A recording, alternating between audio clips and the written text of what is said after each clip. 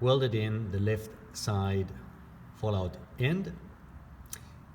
It's net parallel, so it's 90 degrees to the axis, so this is all perfect. I have now the opportunity to see where I'm ending up with where the springs are going to sit. I have found new springs. They are from a truck clutch, from a mini truck clutch, so they're nice and straight and parallel. I'm going to put one above and one below. The lower one is the one that actually takes the impact, and the upper one is to limit the rebound. At first I thought that the two elements here, the front fallout ends, need to be parallel to my steering axis. But I'm thinking, what actually happens when this fork compresses? So it actually moves up, which means it moves that way, and that kind of changes this angle. So I'm going to put this slightly out, maybe 5-10 millimeters, and then as it suspends, it will go parallel, meaning that my spring doesn't bind. I'm planning on having this relatively tight. You see on my old springs I welded on washers, so that this goes exactly along my rod, and not sure whether I'm going to grease that or not, because I can't access that afterwards and it will fill up with a lot of muck. We shall see. Maybe I'll just oil it only. I don't know. I'm gonna first try this dry. So what I also have done is I made this bracket.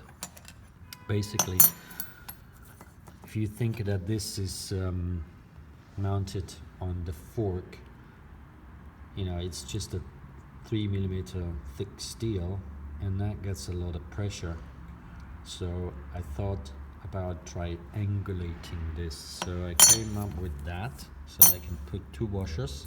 Probably might drill them for weight, because they're obviously not carrying a load. They just give me a space, and that's then how I'm going to stabilize that. I somehow fixing all this together. I have angle ground a groove so that I can fold up the sides, and I will sandwich. Sorry, this is gonna fall. And I will sandwich this part in between. Not quite sure how I'm going to do this and where it's going to be. So first thing I need to establish is the distance between my steering axis and where the actual center of the spring axis is. Can you say that? Spring axis? The axis of this rod.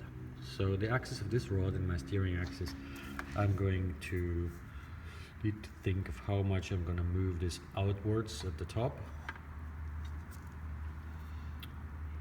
And that then I will basically have a definition on this space between the steer axis and where these rods are sitting.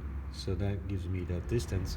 Then I can continue to make this part, and once I have this part, I've realized I have another job to do first, because what you see here now is this is the frame's head tube, and it's too long right now.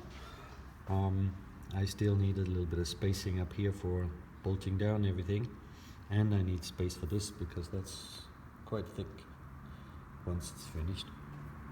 So I'm going to cut the head tube in the middle, shorten it, and then have it welded back together, and only then can I go down here and weld that thing together. What I can do meanwhile is I can prepare the right side fallout end to be welded on, and I will do that by bolting the wheel in, just a rim, and that means I can perfectly space the rim inside the fork, and then that thing is correct. So that's what's going on for now. That's a wrap. Come back once I have some more info. What else? I've ground this, had this welded on, had the plate welded in at the bottom, filled in all the holes, unground all that.